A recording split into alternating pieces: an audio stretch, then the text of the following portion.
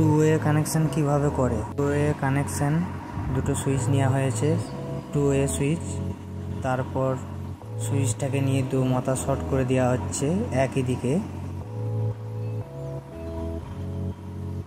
আবারও নিচে শর্ট করে দেওয়া হচ্ছে, লাইনটা দু মাথা শর্ট করে দেওয়া হচ্ছে টু ওয়ের। লাইনটা শর্ট করে দেওয়া কমপ্লিট। একটা ল্যাম্প হোল্ডার নেওয়া হলো, তার ল্যাম্প হোল্ডারের তার দুটো সুইচের দুদিকে লাগানো হলো, মিডিলে লাগানোর পর পাওয়ার সাপ্লাই দেওয়া হচ্ছে, দু মাথায় দুটো পাওয়ার সাপ্লাই দেওয়া হবে, ওপরে নিচে যেটাকে শর্ট করা হয়েছে। তারপর হোল্ডারে ল্যাম্প লাগানো হলো,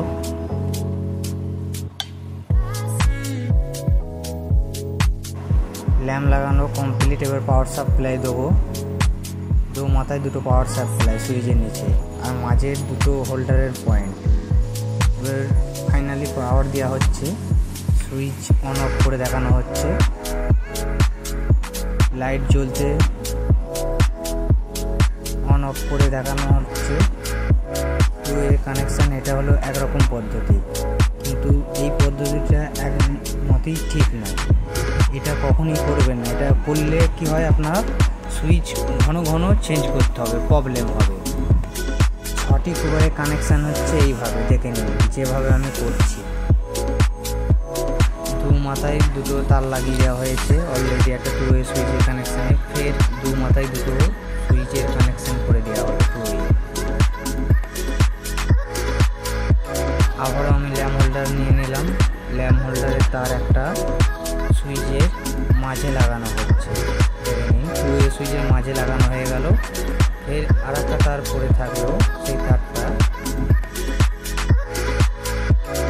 এরপর পাওয়ার সাপ্লাই নেওয়া হচ্ছে। পাওয়ার সাপ্লাই একটা তার এই সুইচের মাঝে যাবে,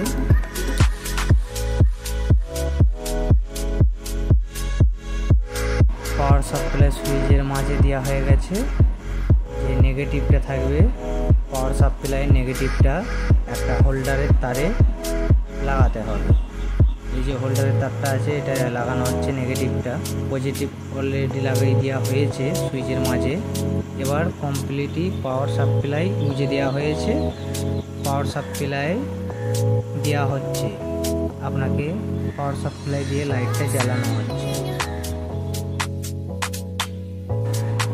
পাওয়ার সাপ্লাই দেওয়া হয়ে গেছে, জ্বালিয়ে লাইটটা দেখানো হচ্ছে, অন অফ করে দেখানো হচ্ছে সুইচটা টু ওয়ে, একটা অন করা হচ্ছে আর একটা অফ করা হচ্ছে, কমপ্লিট। এটা হলো রাইট পদ্ধতি। ভিডিওটি ভালো লাগলে লাইক, কমেন্ট, শেয়ার করবেন।